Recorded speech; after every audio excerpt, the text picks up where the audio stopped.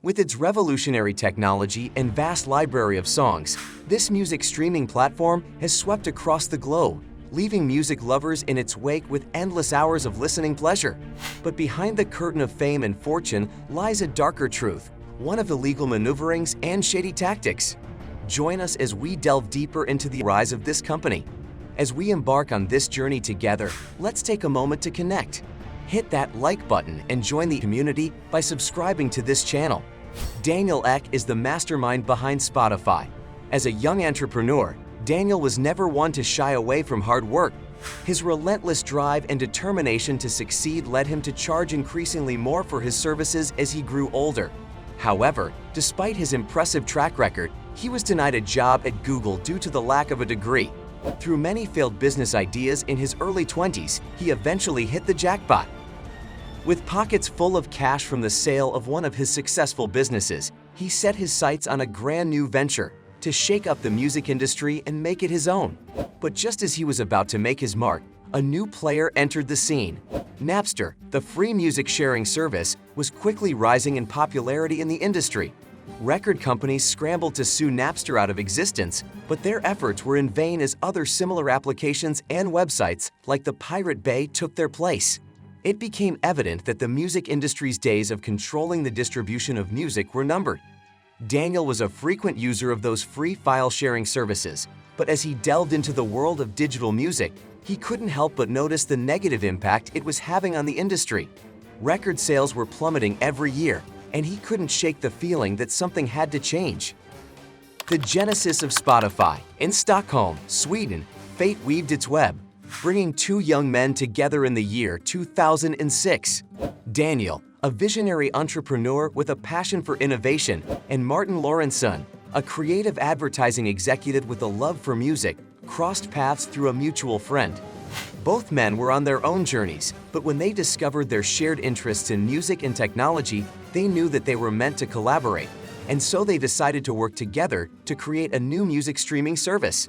They embarked on a mission to create a new service that was even better than Napster, one that would not only provide users with easy access to music, but would also allow musicians and record labels to earn money from their creations.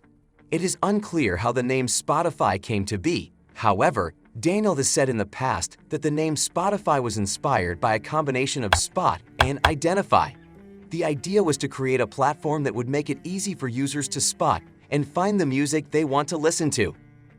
Daniel envisioned a platform that was funded by ads, with a percentage of the ad revenue going directly to the artists. This, he believed, was a win-win solution for both users and the music industry, as it would save the industry from the threat of piracy. He received pushback from record labels, but his ambitious vision for a music streaming service refused to be silenced. He persisted in his pursuit. During the summer of 2006, Daniel and Martin scoured the tech scene for the best coders and put together a dream team to bring their groundbreaking music streaming product to life. Together, they worked tirelessly to craft a prototype that would change the way we listen to music forever. As they set out to revolutionize the way we listen to music, the team behind Spotify found themselves in uncharted waters. With a vision of creating a streaming service that was both intuitive and user-friendly, they knew they needed to have a huge library of songs to attract users.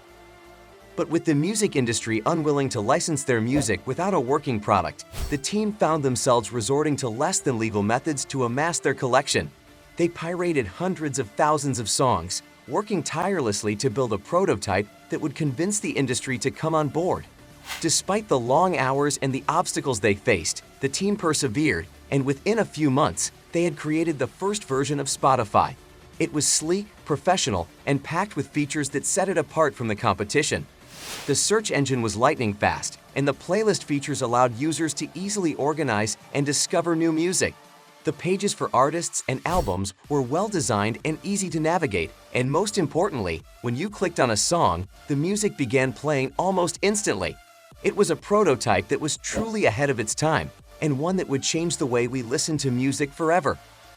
With a library of songs that was second to none and a user-friendly interface that made it easy to find and play your favorite music, Spotify quickly became the go-to streaming service for music lovers around the world. Spotify faced a daunting challenge in convincing major record labels to support their innovative business model in its early days. The record labels were skeptical of Spotify's proposal to provide free music supported by advertisements, instead preferring a fixed price for each stream. Financially, this would have ruined Spotify. However, in a dramatic 11th-hour move, the company managed to strike a compromise with the record labels. Spotify added a paid version of their service and agreed to give the labels a substantial percentage of revenue and a significant amount of Spotify stock. In October 2008, Spotify made its grand entrance onto the music streaming scene, having secured rights to stream music throughout most of Europe. However, the journey to global dominance was not without its challenges, as negotiations for rights in other parts of the world, particularly the United States, proved to be a long process. But the Spotify team didn't let that stop them and embarked on a mission they called the Big Clean, where they tirelessly worked to rid their service of any illegally pirated songs. Despite their best efforts, the music industry would prove to be a formidable adversary, regularly threatening to pull Spotify's licenses unless certain changes were made, such as removing certain features from the free version of the app to encourage more users to join the paid version. And to add fuel to the fire, some individual artists publicly spoke out against the company and even went as far as removing their music catalogs from Spotify. Many artists face challenges with Spotify, but they ultimately return to the platform, recognizing that streaming has become the primary mode of music consumption and that Spotify had rapidly grown in popularity through partnerships with Facebook and broadband providers. Spotify had a smart marketing plan that made people talk about and look forward to its expansion into new countries. By 2011, it had an impressive 1 million paying subscribers. Despite its immense popularity, Spotify found itself struggling to turn a profit. If you're enjoying this video, hit the like button before we continue. With expenses soaring high, like the licensing fees for music and the upkeep of servers, and revenues barely trickling in through advertisements and subscriptions, Spotify found itself in a precarious predicament. The management team knew they had to think outside the box and come up with innovative solutions to increase revenue and cut down on costs in order to keep the business afloat. And to make matters worse, Apple dealt a crushing blow with the launch of its own music streaming service, Apple Music. With their immense influence and control over the App Store, Spotify found themselves at a disadvantage, struggling to get updates approved and keep up. In 2019, Spotify embarked on a bold venture to capture the world of podcasting by storm. They poured over $1 billion into acquiring top-notch content and even snatched up the popular podcasting platform, Anchor, for $100 million. This was a smart move for Spotify because it gave them access to exclusive content and could mean less money going to record companies and musicians if people spent more time listening to podcasts on their platform. Spotify's shift towards personalization was a game changer for the music industry. Rather than simply providing a platform for listeners to find familiar tracks, the company began to focus on curating a unique and tailored experience for each individual user. In 2015, they invested heavily in machine learning and released the wildly popular Discover Weekly feature, a personalized playlist that updates weekly with music recommendations tailored to each user's listening habits. This success prompted Spotify to introduce even more personalized playlists. However, this newfound power also allowed Spotify to steer listeners towards music that was cheaper for them to license, away from the major labels. The personalized recommendation algorithms were designed to favor music that was less expensive to license or that resulted in a higher revenue share for the company. This action not only benefited Spotify financially, but also provided independent and up-and-coming artists with a platform to reach a wider audience. A controversy emerged when music business worldwide uncovered a shocking revelation. A list of 50 mysterious, unknown artists was published, showcasing their music as trending on some of Spotify's most popular playlists. These tracks had amassed 500 million streams, but the thing was, these artists were nothing more than figments of someone's imagination.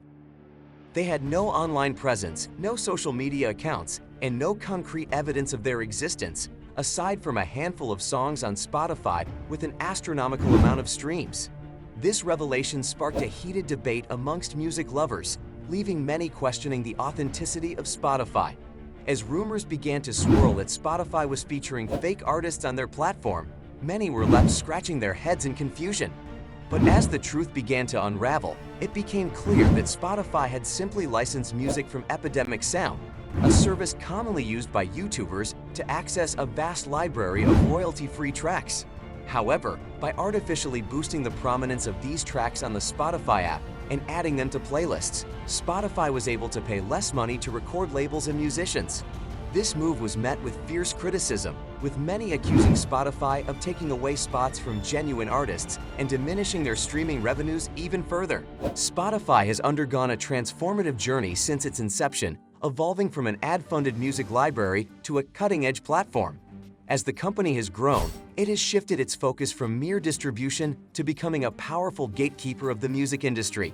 Today, Spotify is a two-sided marketplace that generates revenue from both listeners and artists. This has earned its founder, Daniel Ek, the title of the most powerful person in the music business by Billboard in 2017. Gone are the days of relying solely on album sales and concert tickets. Now artists can have a stream of income flowing in from Spotify. The company's market capitalization has reached an impressive $19.75 billion, earning its place as a force in the ever-evolving world of streaming music. Thanks for watching. Hit the like button if you liked the video. Don't forget to subscribe to this channel as well.